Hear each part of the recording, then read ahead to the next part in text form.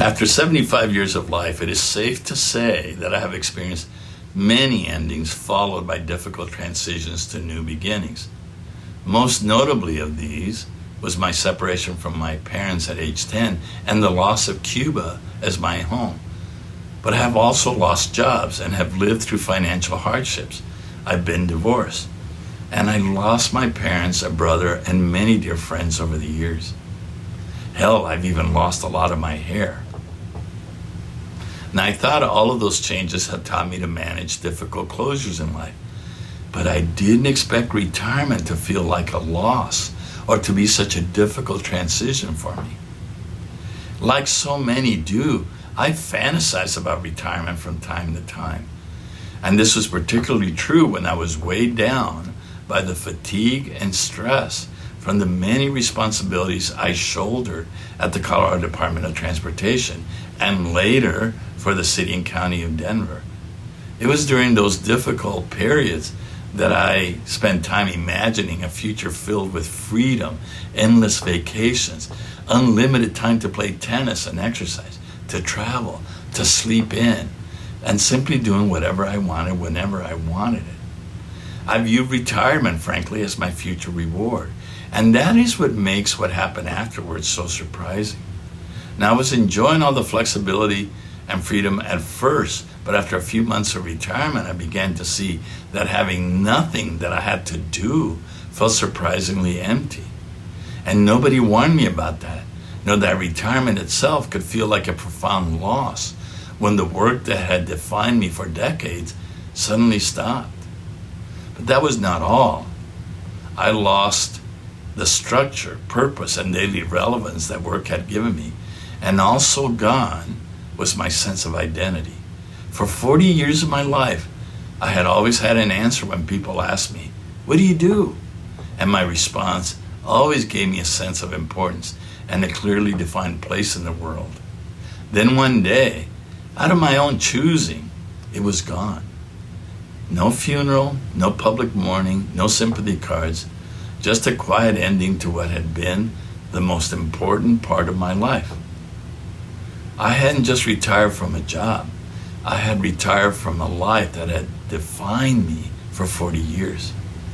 Now, I had an especially vivid experience of what happens in retirement when I served as mayor of Denver. For a time, people sought my opinions. The media called for my perspective, and organizations invited me to speak at their events. But when my mayoral term ended, so did that attention. And retirement was similar. When my career ended, so did much of the attention I was getting. And what I realized was that I didn't miss the titles themselves.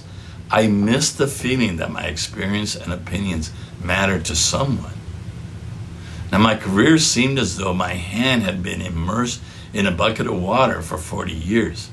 I could feel the water, and the water was affected by my hand. I worked in it, shaped it, and became part of it.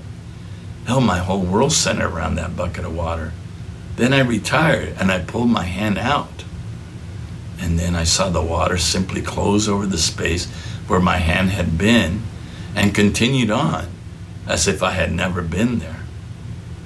After so many years deeply involved in the work around me, retirement pulled me outside of it, and the shock of discovering that my absence didn't stop the world left me wondering, who am I now?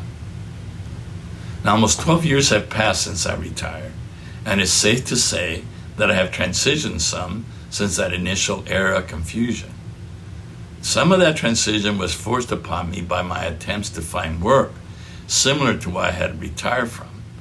The rejections I got gradually convinced me that the door to that part of my life had closed, and I had to move on. Now, it would be nice if I could tell you that I finally found a new purpose and that everything worked out, but that is simply not the case. Yes, I enjoy the newfound freedom to play tennis and travel. I have discovered ordinary pleasures I had ignored during my career, like making new friendships, enjoying nature, and frankly, sleeping in. I've also become more reflective and grateful for the many incredible experiences and people who have crossed my path. I've learned to make the time to expand the spiritual part of my life as well. But there are still times when the scale of my present life doesn't feel comparable to the scale of the life I had spent 40 years building. And these are the times I find myself wanting to remind people of who I was rather than who I am. And this is where I still struggle the most with retirement. How do I let go of who I was and become someone else? Now, had I confused having a meaningful life with having an important life? I think I did. Now, perhaps the meaning of life isn't found in how much we accomplish or how useful we are to others, but in something much deeper, in becoming who we are and learning to be comfortable in our skin, regardless of our circumstances. Perhaps it is in learning to see the beauty in ourselves, in other people, and in the world around us, and in loving the moment we have been given. I know that sounds simple, maybe even a little too simple, but there are still times when I still question whether the person I am becoming can ever feel as significant as the person I spend a lifetime creating. But that is the burden I still carry. And maybe that's what this stage of life is asking of me, not to recreate the person I was, but to learn how to value the person I am becoming. Perhaps aging is asking me simply to learn to be somebody. I'm still trying to figure that out.